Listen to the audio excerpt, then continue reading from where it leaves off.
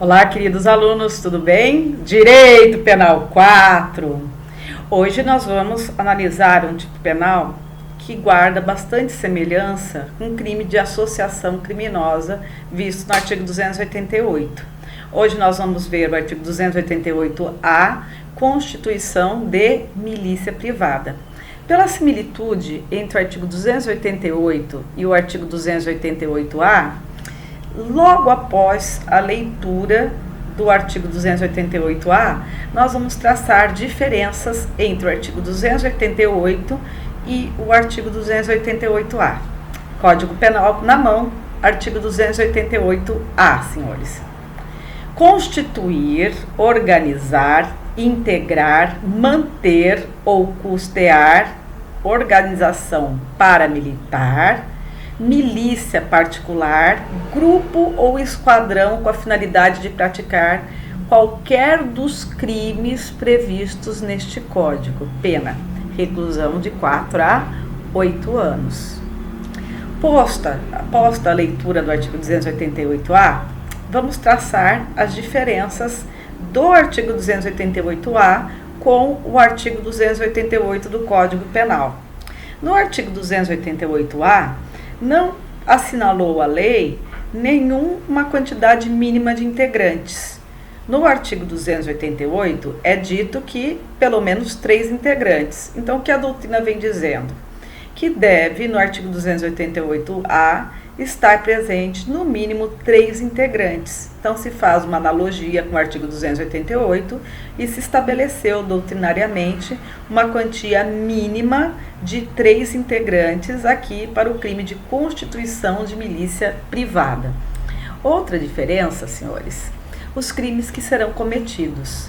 No artigo 288-A é apontado que são os crimes previstos no Código Penal.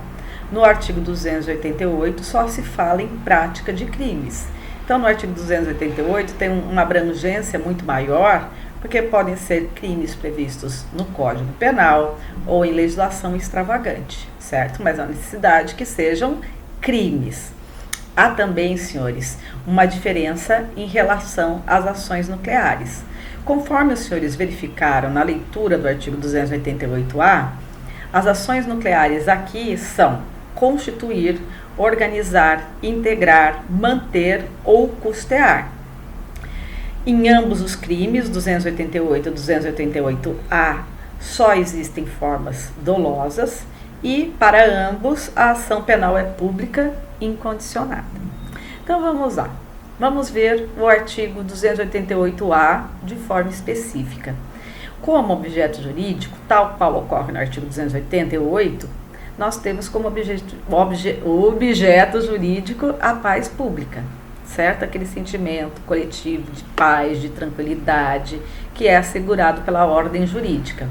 O objeto material é a organização paramilitar, a milícia particular, o grupo ou o esquadrão.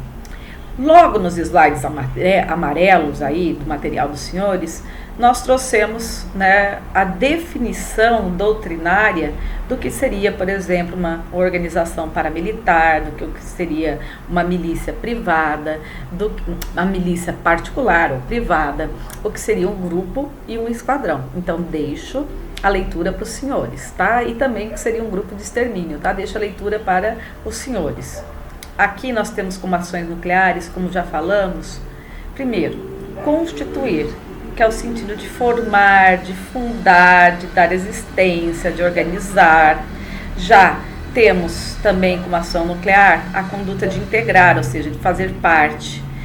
Também, como terceira ação nuclear, nós temos manter, que é conservar, que é defender. E a seguir temos custear, que é arcar com os custos destes grupos elencados no caput do artigo 288-A, e aqui não importa se esses custos são arcados por uma única pessoa ou por várias pessoas, porque todos que integrarem essa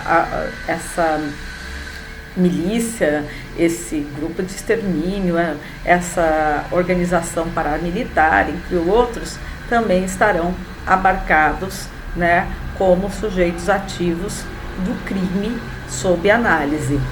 Aqui, tal qual ocorre no artigo 288, há uma necessidade de estabilidade e permanência dessas pessoas dentro deste grupo, dentro dessa milícia, dentro de um grupo de extermínio, dentro da organização paramilitar, tá?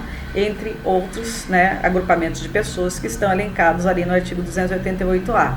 Então, aqui, a característica de estabilidade e permanência igualmente se faz presente. Queridos, se não tiver essa estabilidade ou permanência, se não existir esse vínculo associativo e os agentes realizaram o crime, eles estarão realizando em concurso de agentes ou concurso de pessoas, lá do artigo 29 do Código Penal. Enfim, é a mesma sistematização com a qual tratamos o artigo 288. E aqui também, não importa, no artigo 288A, tal qual ocorre no artigo 288, não importa se aqueles crimes que eles queriam praticar foram ou não praticados. É um crime formal, tá? Então, ele se consuma com a estabilidade, a permanência após a reunião dessas pessoas para fins de prática de crimes previstos dentro do Código Penal. Sujeito ativo, né? É um crime comum, pode ser praticado por qualquer pessoa. Já como vítima, como sujeito passivo, nós temos a coletividade.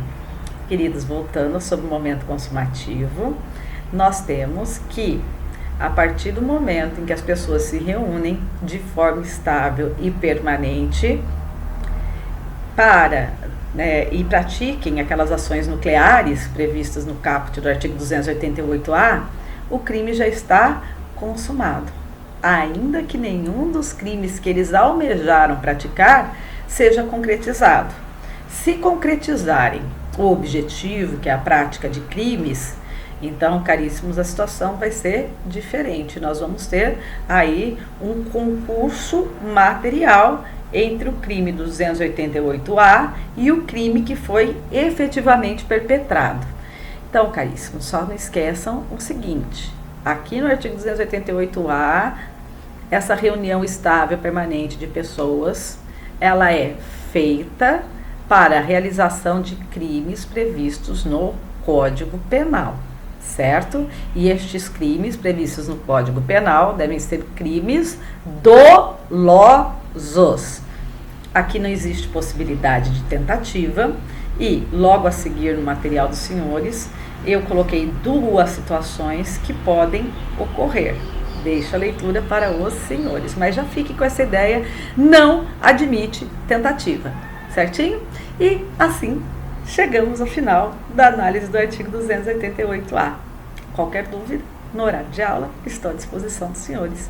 Se cuidem, estudem, leiam o material que enviei, leiam livros, assistam os vídeos e, pelo amor de Deus, não percam o prazo para a realização da atividade. Um grande abraço. Fiquem com Deus.